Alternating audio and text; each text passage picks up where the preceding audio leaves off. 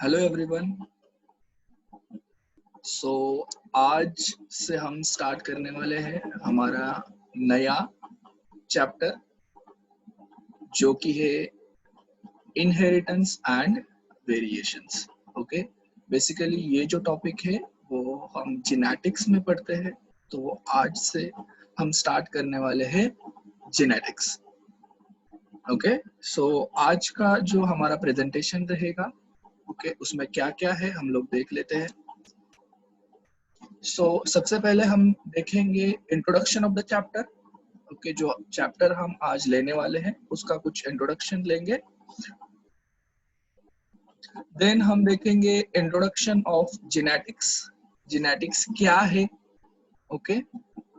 हम क्या जेनेटिक्स में पढ़ते हैं बेसिकली, ये सब चीजें देखेंगे।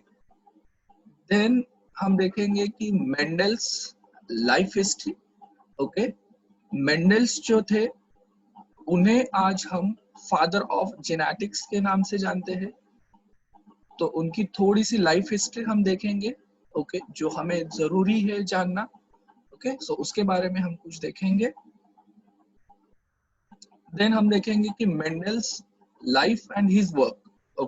कि मेंडल्स जो थे उन्होंने क्या काम किया है जिसके वजह से उन्हें हम फादर ऑफ जेनेटिक्स कहते हैं, कि उनका वो क्या कंट्रीब्यूशन है बायोलॉजी में, क्या कंट्रीब्यूशन है उनका जेनेटिक्स में, उसके बारे में हम लोग देखने वाले हैं। और लास्ट में हम देखेंगे कि characters choose by the Mendel's of a P for his work. उन्होंने उनके वर्क के लिए जो पी प्लांट लिया था उसमें से कौन से कैरेक्टर्स उन्होंने लिए थे स्टडी के लिए, या कौन से कैरेक्टर्स लेके उन्होंने स्टडी की जेनेटिक्स की या हाइब्रिडाइजेशन की, इसके बारे में हम लोग देखने वाले हैं।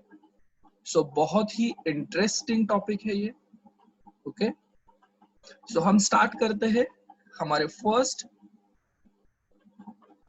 कंसेप्ट से, that is the introduction of the chapter.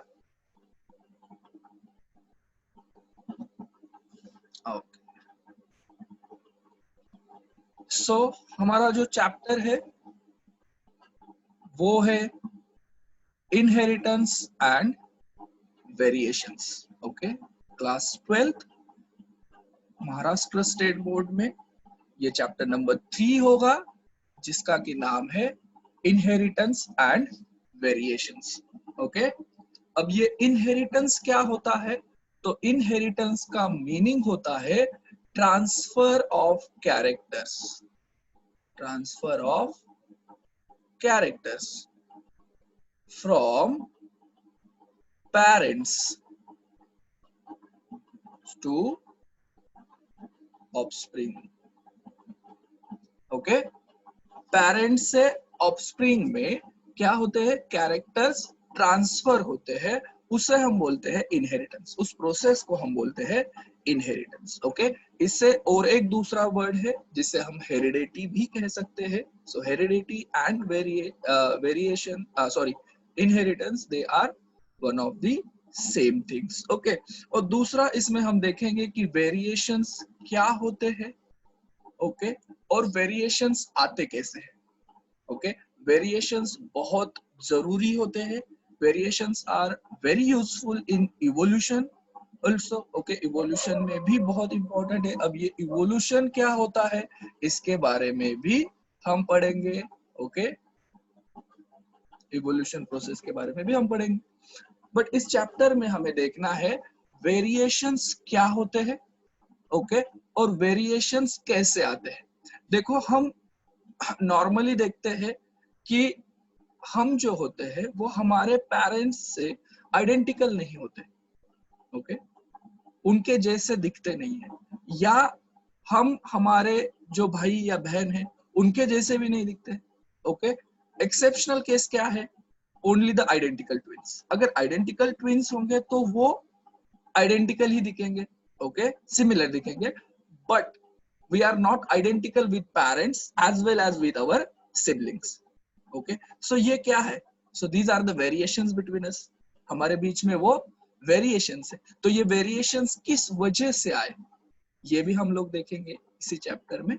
Okay, so ये थोड़ा सा मेरा ब्रीफ इंट्रोडक्शन है मेरे बारे में, आपको पता ही है। Okay, I completed my masters in zoology, then I qualified NET examination, Maharashtra state examination and the GATE examination.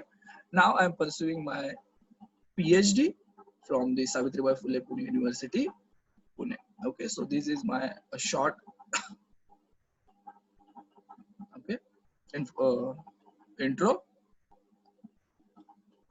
Then ये जो इमेज है, ये दो जो इमेज है, आपको ये एक इमेज दिख रही है और ये एक इमेज दिख रही है। ओके, सो ये जो है वो है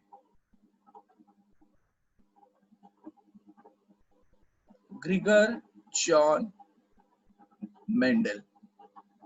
ओके, ये है ग्रिगर जॉन मेंडल, जिन्हें हम फादर ऑफ जेनेटिक्स कहते हैं। ओके, फादर ऑफ जेनेटिक्स कहते हैं। और ये है garden pea plant, garden pea plant की इमेज है ये, जिसका कि साइंटिफिक नेम है Pisum sativum. Okay, garden pea plant. Okay, इसी प्लांट पे मेंडल ने क्या किया था, वर्क किया था उनका। ओके, और उनका वर्क जो था वो था experiment in plant hybridization. Okay, plant hybridization पे उन्होंने काम किया था, और उसके लिए उन्होंने मॉडल ऑर्गेनिज्म हम कह सकते हैं, या उनका एक्सपेरिमेंट प्लांट जो था वो था पी प्लांट। ओके, सो ये पी प्लांट की इमेजेस है। ये क्यों लिया उन्होंने, इसके बारे में भी हम देखेंगे इसी चैप्टर में कि क्यों मेंडल ने पी प्लांट ही लिया। ओके, या क्यों मेंडल को पी प्लांट पे ही सक्सेस मिला। ओके, ये सारी चीजें हम इस चैप्टर में देखेंगे। तो ये था चैप्टर का थोड़ा सा intro. Okay, so now we are moved towards the introduction of the genetic, our second slide. Okay, so now introduction of the genetics. So genetics क्या है? Genetics is the branch of biology that deals with study of heredity and variation. Okay, so genetics ये बहुत बड़ी branch है। Okay, बहुत बड़ी branch है जिसमें हम स्टडी करते हैं हेरिडिटी का और वेरिएशंस का। ओके, और वो वेरिएशंस आए कैसे, इसका स्टडी हम जेनेटिक्स में करते हैं। ओके, और ये जेनेटिक्स ब्रांच जो है वो आई इन 19th सेंचुरी में। ओके, सो 19th सेंचुरी में साइंटिस्ट ने वर्क करना चालू किया जेनेटिक्स के ऊपर। Okay, but in 18th century already work किया था ग्रिगर जॉन मेंडल ने। Okay, so after his death, उनके मौत के बाद उन्हें सम्मानित किया फादर ऑफ जेनेटिक्स के नाम से। ओके, सो वह कैसे क्या हुआ ये भी हम देखेंगे। तो जेनेटिक्स की आपको यहाँ सिंपल डेफिनेशन याद रखनी है। It is the study of heredity and variation. Okay, so जो जेनेटिक्स होता है basically genetics is depends on the gene. Okay, so ये वर्ड्स आपने सुना होगा, जीन। ओके, सो जीन होता क्या है? So gene is nothing but the segment of DNA. क्या होता है ये? Segment of DNA. ओके, जैसे कि हम स्ट्रक्चर देख लेते हैं या आपने देखा होगा। ओके, कुछ इस तरीके का स्ट्रक्चर होता है जिसे हम डीएनए कहते हैं, डीऑक्सीराइबोन्यूक्लिक एसिड। ओके, सो ये न्यूक्लियोटाइड का कुछ सीक्वेंस होता है, इससे हम बोलेंगे जीन। इस पर्टिकुलर सेगमेंट को हम बोलेंगे जीन। सो ये बहुत सारे ऐसे जीन्स प्रेजेंट होते हैं। ओके, ठीक है, सो सारा का सारा जेनेटिक्स जो है बेसिकली वो डिपेंड्स है इस जीन में। ओके, या इस जीन पे प्रेजेंट है। ओके, सो वो भी हम देखेंगे कि ये जीन्स क्यों इंपॉर्टेंट रोल प्ले करते हैं। ठीक है। सो देखिए जीन जो होंगे वो जीन्स ट्रांसक्रिप्शन प्रोसेस करेंगे, आपने आपके लोअर क्लासेस में भी पढ़ा होगा। सो जीन जो होते हैं उनमें ट्रांसक्रिप्शन होगा और वो फॉर्म करेंगे एमआरएनए। ओके, और फिर इस एमआरएनए का ट्रांसलेशन होगा और इससे बनेंगे प्रोटीन्स, इससे बनेंगे प्रोटीन्स। और प्रोटीन्स हमें क्या देते हैं? कैरेक्टर्स। प्रोटीन्स हमें क्या देंगे? कैरेक्टर्स। सो कैरेक्टर्स आने के लिए हमें क्या होना जरूरी है या क्या पता होना जरूरी है? जीन्स। सो कैरेक्टर्स किससे आया? प्रोटीन की वजह से। प्रोटीन किससे आया? एमआरएनए की वजह से। एमआरएनए किससे आया? जीन की वजह से। ओके, और जीन कहाँ पे प्रेजेंट है? तो जीन डीएनए में प्रेजेंट है, या डीएनए पे प्रेजेंट है। Okay, so the next, the term genetics, ये जो वर्ड जेनेटिक्स था, coined by the scientist William Batson in 1906. Okay, scientist है विलियम बैटसन, उन्होंने ये जेनेटिक्स टर्म दिया था। ये मेंडल ने नहीं दिया है जेनेटिक्स टर्म। मेंडल को कुछ नहीं पता था what is the genetics. Okay, उसके बारे में उन्हें कुछ नहीं पता था। ओके, और ये जो जीन वर्ड है वो भी मेंडल ने नहीं दिया है। ये जीन वर्ड जो है वो दिया है जॉनसन ने, scientist Johnson coin the term gene. Okay, Mendel ने जीन को एक वर्ड दिया था, उन्होंने इसे कहा था फैक्टर। ओके, तो मेंडल ने कहा था फैक्टर, और मेंडल के फैक्टर को ही आज हम जीन के नाम से जानते हैं, उसे हम जीन कहते हैं।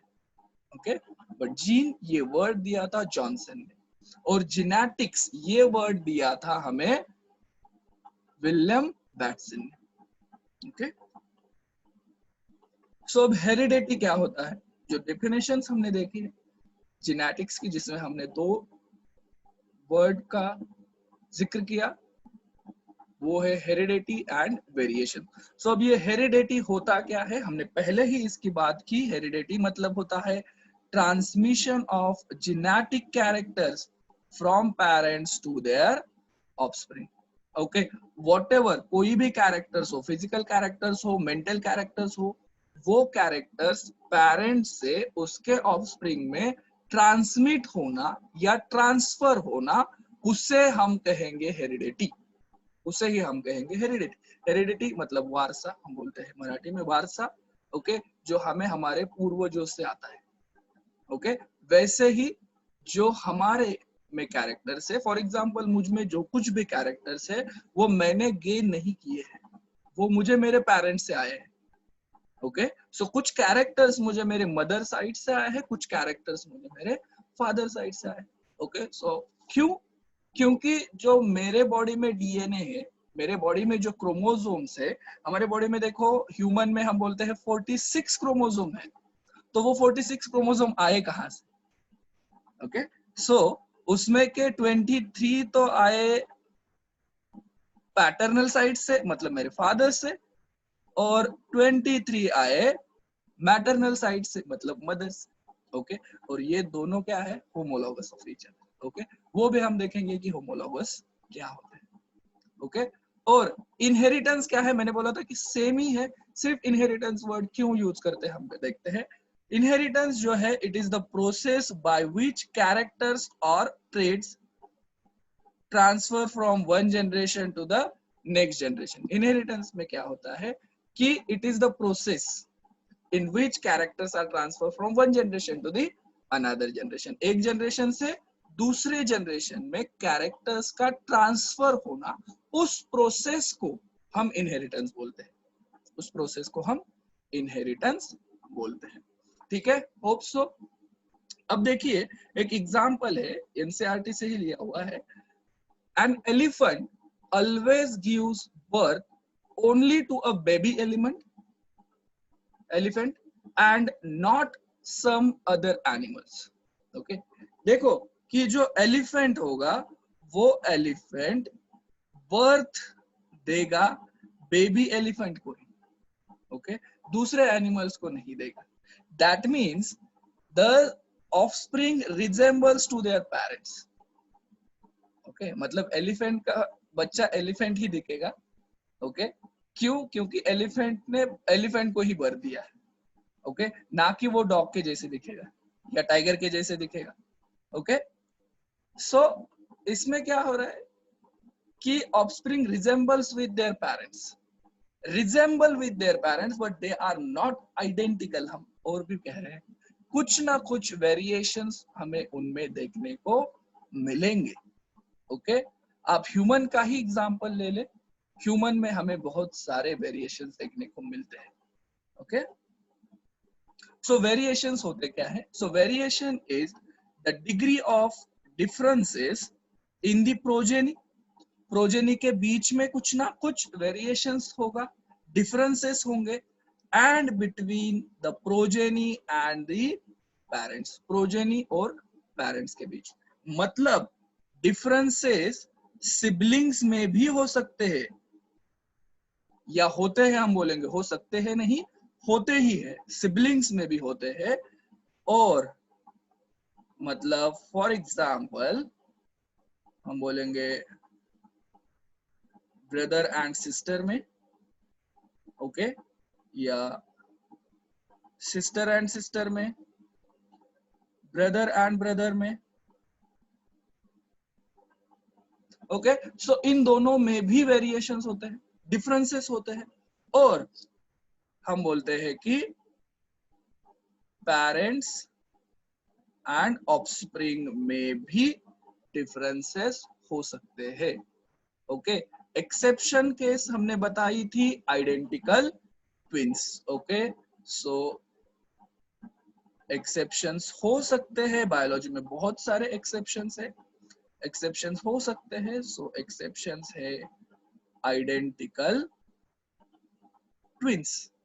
ओके, आइडेंटिकल ट्विंस, या उसे हम मोनोजाइगोटिक ट्विंस भी कहते हैं।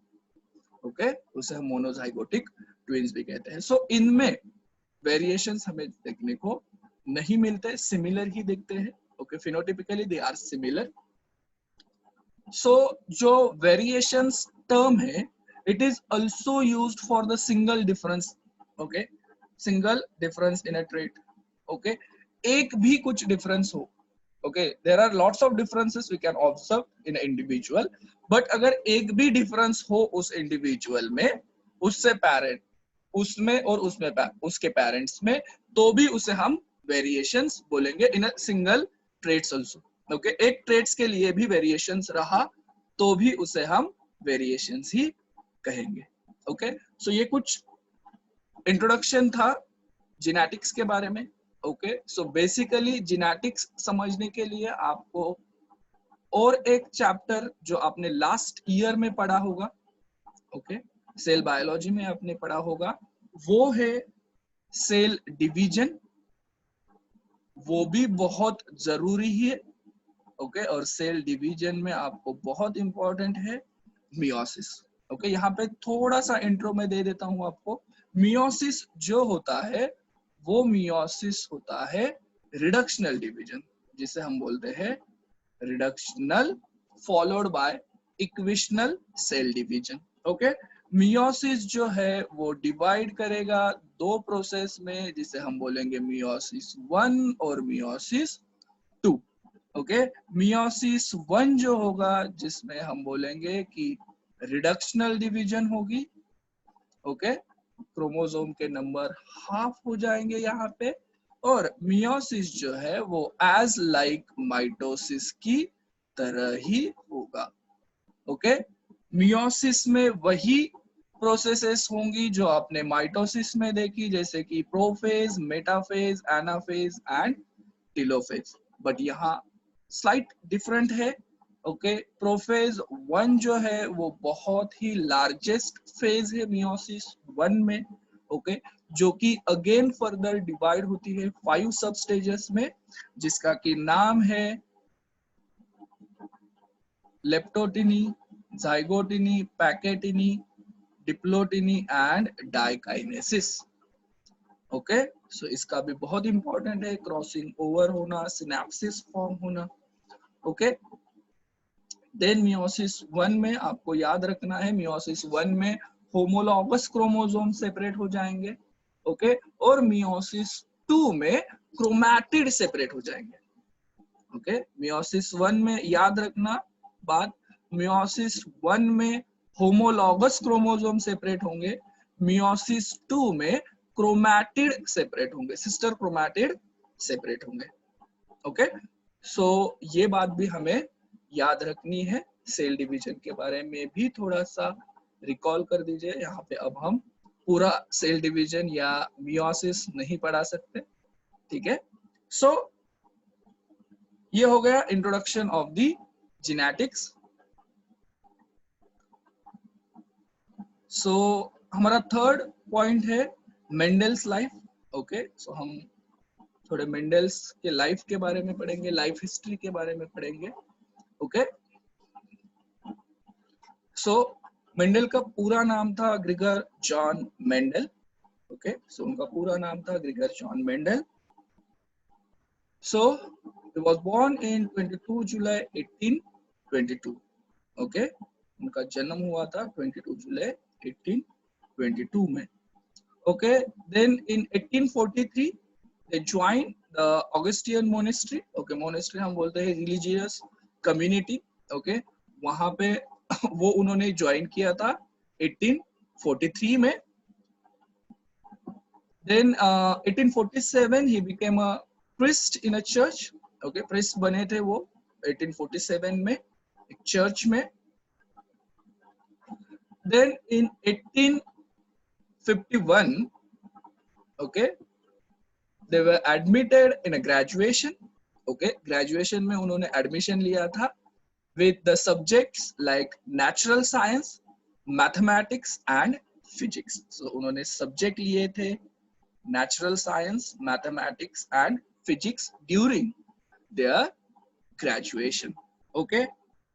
then in 1854 में उन्होंने उनका ग्रेजुएशन कंप्लीट किया, ओके। उनको डिग्री मिल गई उनकी ग्रेजुएशन की, ओके। और ग्रेजुएशन की डिग्री मिलने के बाद इमीडिएटली वो बने एक साइंस टीचर, ओके। वो क्या बने, एक साइंस टीचर बने,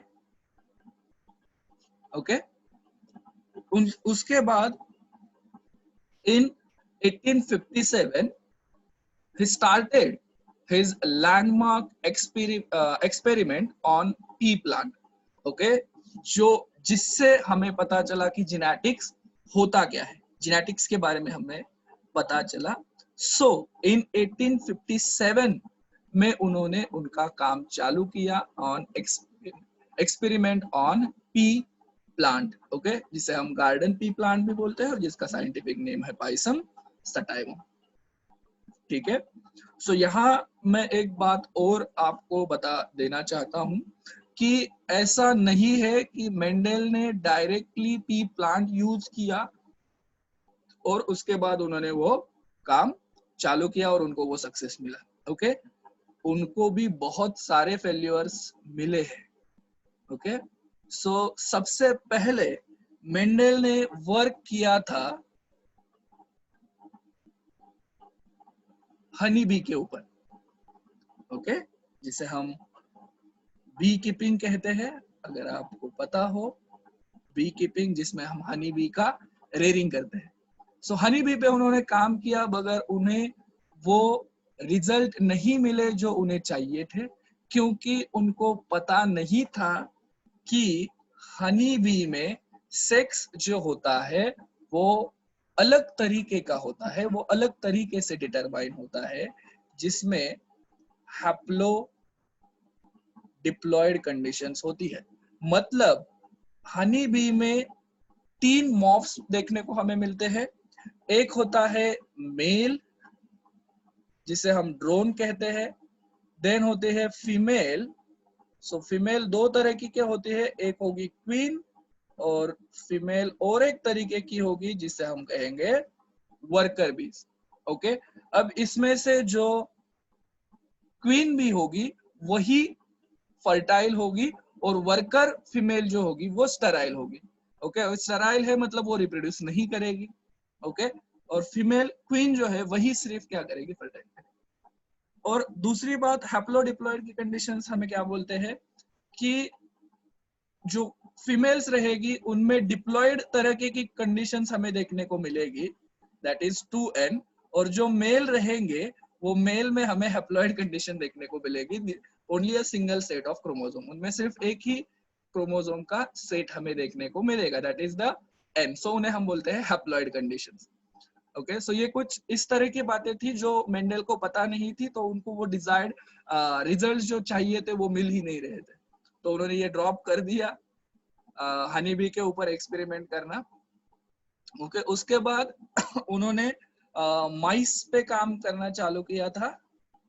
ओके, और माइस पे काम करने के बाद उन्हें वो डिजायर्ड रिजल्ट जो है वो मिल रहे थे, डिजायर्ड रिजल्ट्स उन्हें मिल रहे थे, मगर जिस कम्युनिटी में वो थे उस कम्युनिटी में एनिमल्स के सेक्स के ऊपर काम करना मना था। ओके, वो रिलीजियस के खिलाफ था। इसके लिए रिजल्ट आते हुए भी मेंडल को ये काम छोड़ना पड़ा। So second time second model organism भी उन्होंने छोड़ दिया। फिर उसके बाद उन्होंने और एक प्लांट के ऊपर काम किया। ओके, सो अब प्लांट के ऊपर काम किया, तो प्लांट के ऊपर तो कोई किसी का ये नहीं था कि प्लांट के ऊपर आप काम नहीं कर सकते या उसके सेक्स के ऊपर काम नहीं कर सकते, ऐसा कुछ नहीं था। तो उन्होंने प्लांट के ऊपर काम करना चालू किया। तो पहले हनी भी लिया उन्होंने, दूसरा माइस, और तीसरा उन्होंने लिया था हॉकवीड। ओके, ये भी एक प्लांट है हॉकवीड, उसके ऊपर उन्होंने काम चालू किया था, बट उन्हें फिर से इस यहाँ पे रिजल्ट नहीं मिले। ओके, क्यों? क्योंकि हॉकवीड में एक कंडीशन थी, उसे हम बोलेंगे एपोमिक्सिस। ओके, एपोमिक्सिस, इसके बारे में हमने पढ़ा है। Okay, reproduction in lower and higher plants में एपोमिक्सिस के बारे में। सो एपोमिक्सिस थी, मतलब विदाउट फर्टिलाइजेशन ही एम्ब्रियो फॉर्म हो जाना। सो फर्टिलाइजेशन ही नहीं हो रहा था, तो मेंडल्स ने अगर फर्टिलाइजेशन किया भी पोलेंस का और ओविल का या ओवरी का, तो होता ही नहीं था। ओके, और जो एम्ब्रियो फॉर्म हो रहे तो वो विदाउट फर्टिलाइजेशन हो रहे, सो उन्हें इसमें भी सक्सेस नहीं मिला। और उसके बाद उन्होंने पी प्लांट लिया, और इस प्लांट में उन्हें सक्सेस मिल गया। ओके, सो उन्होंने भी बहुत सारे फेल्यूर्स देखे हैं। ओके, देन उसके बाद इन 1865 they presented his paper। Okay, उन्होंने उनके पेपर्स प्रेजेंट किए, रिसर्च पेपर, उन्होंने जो रिसर्च किया पी प्लांट पे। ओके, उस रिसर्च पेपर का नाम था, मैंने आप पहले भी बता दिया है, experiment on plant hybridization. Okay, इसके ऊपर उन्होंने उनका रिसर्च किया था, और उन्होंने उनके अपने पेपर्स जो थे वो पब्लिश किए इन 1865। Then in 1868 he was nominated as an abbot, okay, that is a father in a church। और इसके बाद वो रिसर्च को टाइम देना उन्हें मिला नहीं कि वो ज्यादा से ज्यादा अपना टाइम रिसर्च में दे, क्योंकि वो फादर बन गए थे। ओके, सो 1868 में चर्च में तो उसी एक्टिविटीज में फिर इन्वॉल्व हुए, तो उन्हें थोड़ा सा रिसर्च से पीछे हटना पड़ा। ओके, या हो नहीं पाया उनसे रिसर्च, और 6 जनवरी 1884 में मेंडल्स उनकी डेथ हो गई।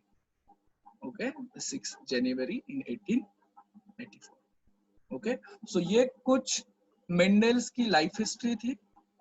ओके, कि कैसे मेंडल बने और कैसे उन्होंने वो वर्क किया पी प्लांट के ऊपर। ओके, सो ये कुछ था उनके बारे में। ठीक है, सो तो हम अब नेक्स्ट स्लाइड में जाते हैं, हमारे Mendel's life, okay, and his work, उन्होंने क्या काम किया उसके बारे में। ओके, सो मेंडल, हमने देखा कि Mendel read his a paper in 1865 in a natural history society. Okay, एक सोसाइटी थी नेचुरल हिस्ट्री सोसाइटी, वहां पे उन्होंने अपना पेपर जो था, रिसर्च पेपर जो था, वो रीड किया था। ओके, जिसका कि नाम था experiment in plant hybridization. Okay, ये पेपर उन्होंने रीड किया था। So this paper mainly on the pea plant. Okay, pea plant के ऊपर ही था मेनली।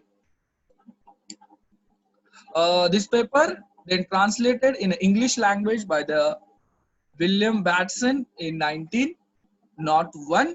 ओके, सो इंग्लिश में ट्रांसलेट क्यों किया? क्योंकि मेंडल ने जो पेपर पब्लिश किया था वो जर्मन लैंग्वेज में था।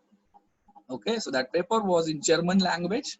सो उस पेपर को इंग्लिश में, इंग्लिश लैंग्वेज में ट्रांसलेट किया था विलियम बैटसन ने इन 1901 में। ये वही साइंटिस्ट है जिन्होंने जेनेटिक्स टर्म दिया था, याद रखिए। Then Mendel's work not recognized at that time. Okay, जब मेंडल्स ने ये वर्क पब्लिश किया था तब उनका ये वर्क रिकॉग्नाइज्ड नहीं किया गया था। क्यों? Because Mendel used mathematics in his experiment. Okay, so Mendel ने, ये तो एक रीजन हो गया, बहुत सारे रीजंस थे कि मेंडल का पेपर ये नहीं हुआ। सो मेंडल ने मैथमेटिक्स यूज किया था, जिससे कि तब के साइंटिस्ट ऐसा मानते थे कि आप बायोलॉजी में मैथमेटिक्स नहीं यूज कर सकते। ओके, ये एक चीज थी। दूसरी चीज ये थी कि जो वहां तभी के साइंटिस्ट थे ये सोचते थे कि मेंडल अब अभी की बात छोड़ के बहुत आगे की बात कह रहे हैं। ओके, सो ये भी उन्हें अच्छा नहीं लगा कि मेंडल बहुत आगे की बात कर रही है, ऐसा होता है, ये वैसा होता है। ओके, ये सारी चीजें। सो ये कुछ बहुत सारे रीजंस थे। ओके, जिससे मेंडल का वर्क रिकॉग्नाइज नहीं किया गया उस time. In 19th century, 1900, 3 scientists independently reported similar results as that of the Mendel's। okay,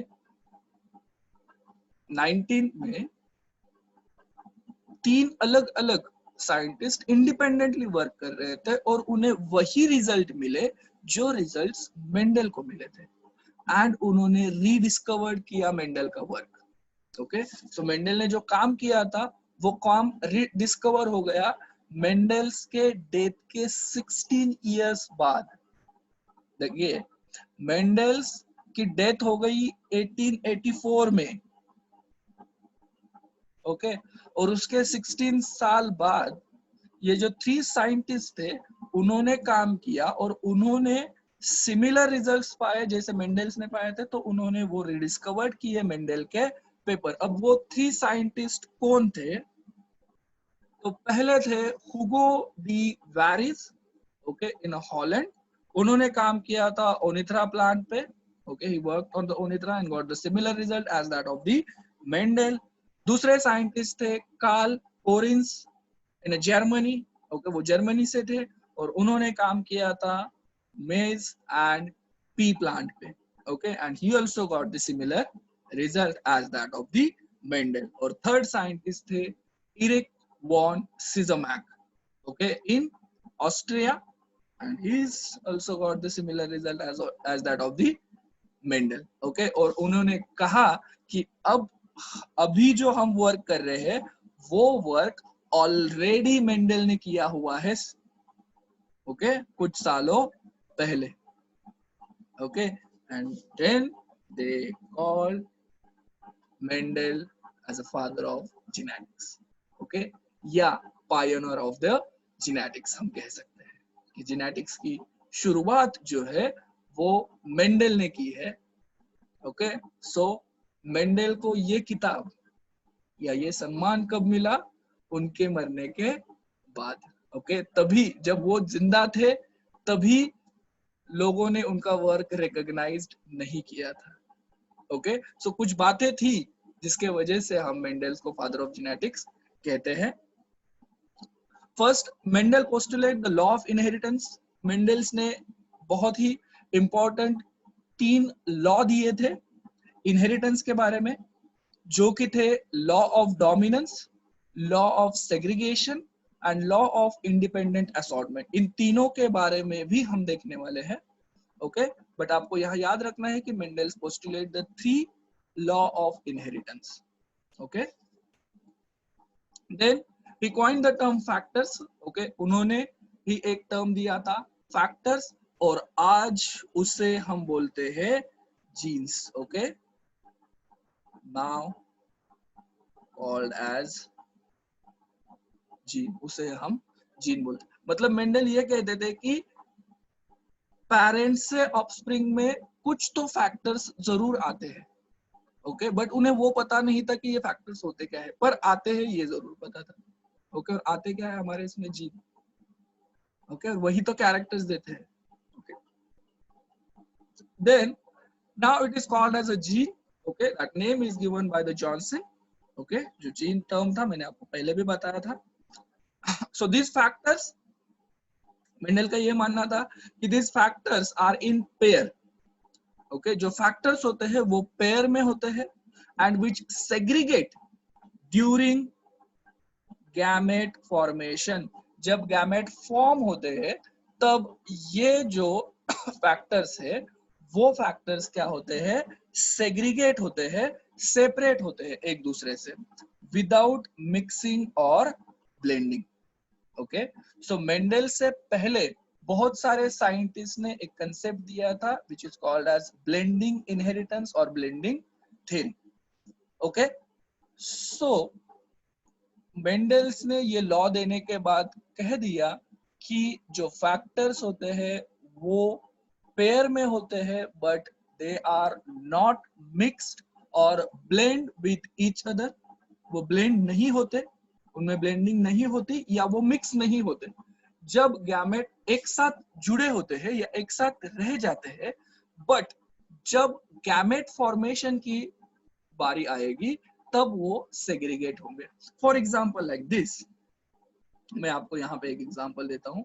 जैसे कि ये दो फैक्टर्स है, कैपिटल टी और स्मॉल टी, ये दोनों एक साथ तो है।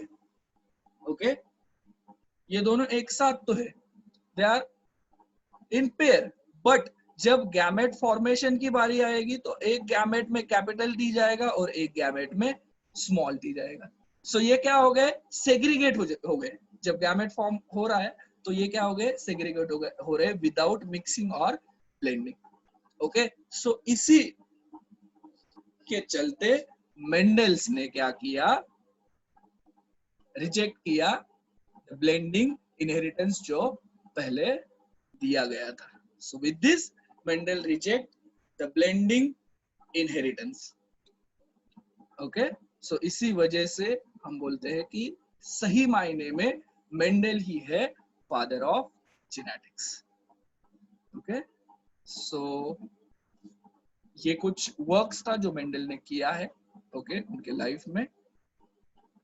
फिर लास्ट है characters choose by the Mendel's of a P for his work.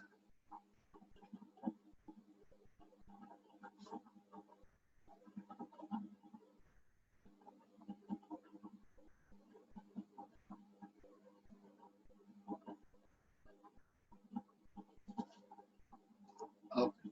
So Mendel works on the plant that is Pisum sativum, okay, which is commonly called as garden pea plant. हमने बोला था, इसे ही हम क्या बोलेंगे, garden pea plant। commonly हम बोलते हैं garden pea plant। अब मेंडल्स ने कैरेक्टर्स कौन से लिए थे? सो बेसिकली इन्होंने लिए थे 7 कैरेक्टर्स।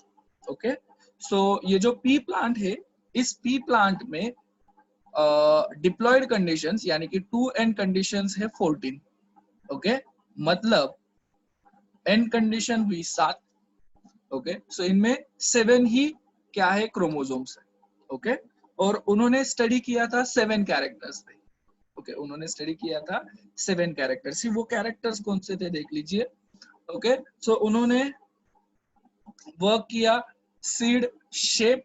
ओके, कि सीड का शेप कैसा होता है, तो उन्हें कॉन्ट्रास्टिंग कैरेक्टर्स देखने को मिले प्लांट में। ओके, सो सीड शेप में भी कॉन्ट्रास्टिंग कैरेक्टर्स उन्हें देखने को मिले। कुछ सीड्स जो थे वो राउंड शेप के थे, कुछ सीड्स जो थे वो व्रिंकल शेप के थे। ओके, सो ये एक कैरेक्टर हो गया। फिर देखिए सीड कलर, इसमें भी कॉन्ट्रास्टिंग कैरेक्टर्स उन्हें देखने को मिले। सो कुछ सीड्स जो थे वो येलो कलर के थे, कुछ सीड्स जो थे वो ग्रीन कलर के थे। ओके, देन उन्होंने देखा पॉड शेप, ओके, जो फ्रूट है उसका। सो उसमें पॉड शेप में भी उन्हें देखने को मिले इनफ्लैटेड, जो नॉर्मल हम बोलते हैं शेप, और कुछ पॉड का शेप दिखा उन्हें कंस्ट्रिक्टेड। ओके, सो देखिए ऐसे कुछ कंस्ट्रिक्टेड शेप देखने को मिला उन्हें। ओके, और यहाँ पे तो नॉर्मल ही पॉड शेप है। Okay, that is inflated. Then pod colour, okay, उनमें भी कुछ वेरिएशंस उन्हें देखने को मिले।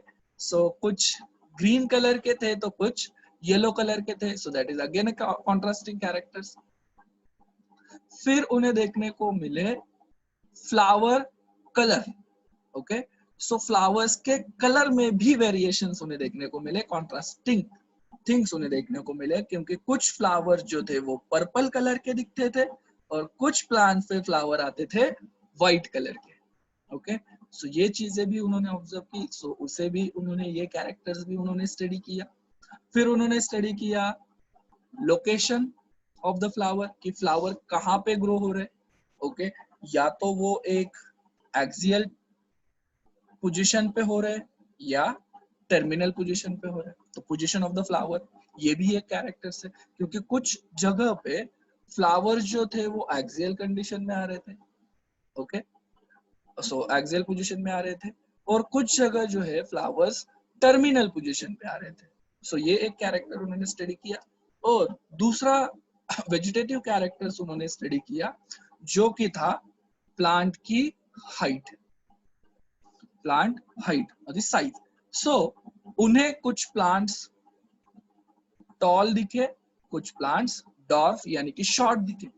ओके, सो ये भी कॉन्ट्रास्टिंग कैरेक्टर्स हो गया, कुछ प्लांट टॉल दिख रहे, कुछ प्लांट्स डॉर्फ दिख रहे।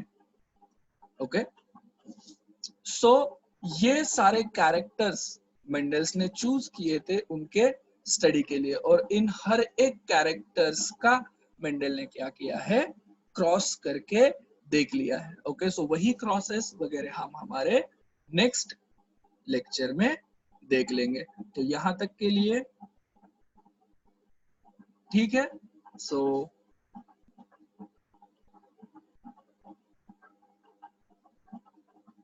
Thank you very much. Okay, so मिलेंगे नेक्स्ट लेक्चर में। Okay, so thank you once again.